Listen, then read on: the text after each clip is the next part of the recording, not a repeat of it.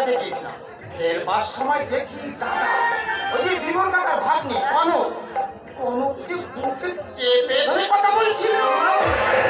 বিশ্বাস করে না, আর কখনো আমার কাজ করতেই পারে না। না পারবে কেন?